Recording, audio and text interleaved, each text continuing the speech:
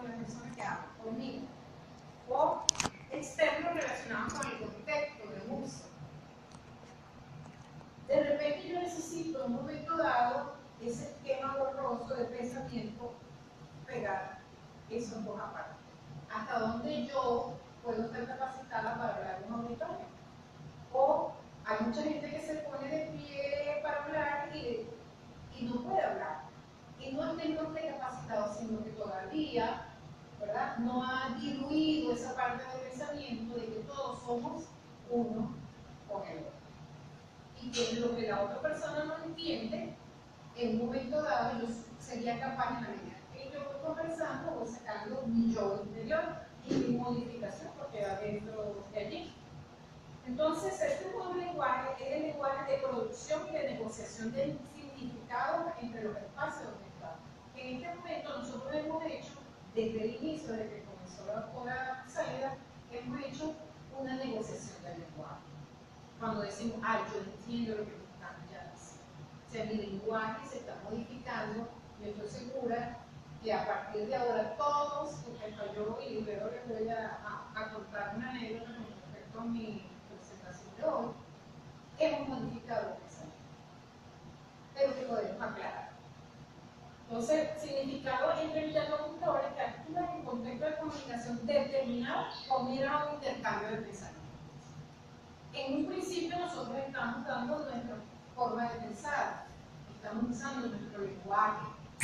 Tiempo o no, ustedes lo recibirán cuando nosotros escuchemos ubicar su pensamiento, la fragmentación que ya han recibido, ustedes la determinarán, no nosotros, sino en la medida que nosotros vayamos a hablar. Por eso la flecha de integrar. El lenguaje hace el proceso de integración y alguna modificación al interior del pensamiento, pero sin desechar lo anterior.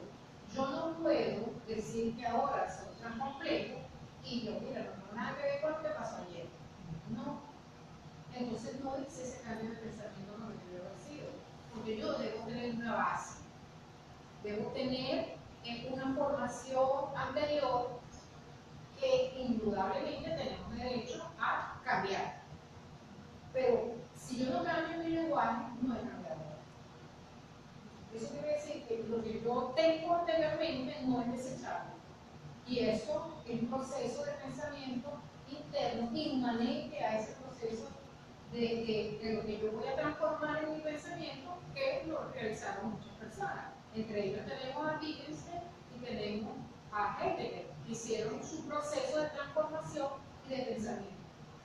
Quiero decir lo siguiente, es lo que yo escribí hace 3 años, en el año 2010, yo puedo decir que ya mi pensamiento cambió, se fue limpiando y fui compartiendo.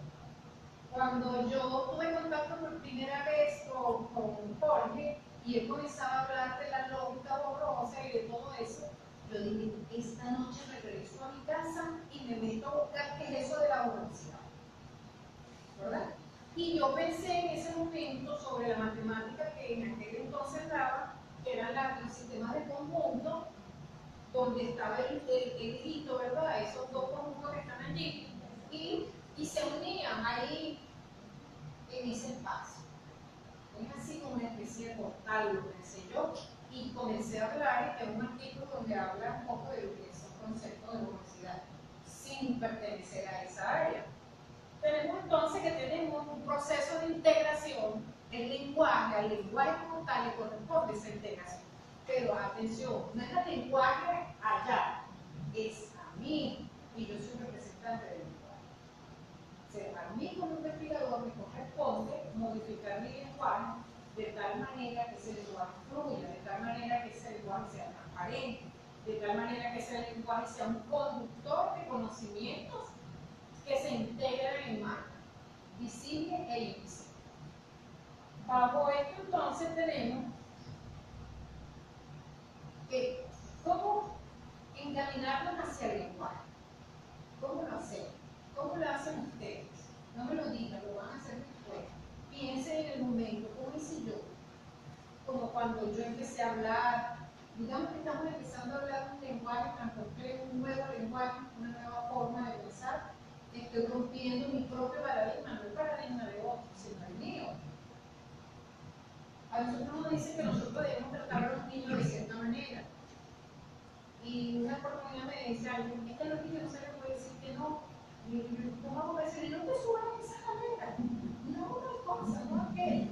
Entonces, claro, había que volver, y entonces no era el otro, sino era yo, había que volver a dar la vuelta, lo que yo llamo zigzaguear en grupo. Zigzaguear a través del lenguaje ese camino para llegar a ese conocimiento que necesita mi compañero. En realidad el hombre pertenece al lenguaje y a él acontece su vida. En la primera parte, digamos, yo le decía que el hombre era, el lenguaje era propiedad de él. Pero resulta que es al revés. Nosotros pertenecemos al lenguaje como seres humanos, como entes, como lo que somos y como lo que es. Somos lenguaje, corporal, mental, oral, escrito, pero somos lenguaje. Nosotros somos en realidad, y yo lo creo así a partir de 2 semanas atrás, que nosotros somos propiedad del lenguaje, y el lenguaje no es nuestro.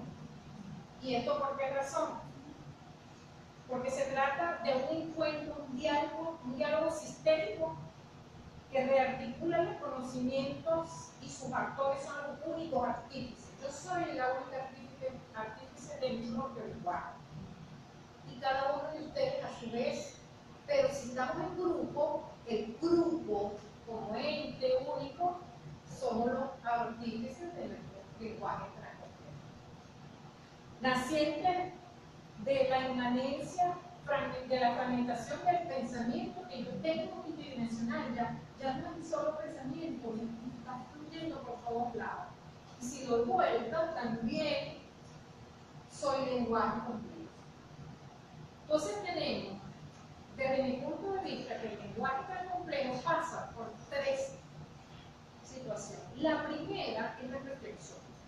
Nosotros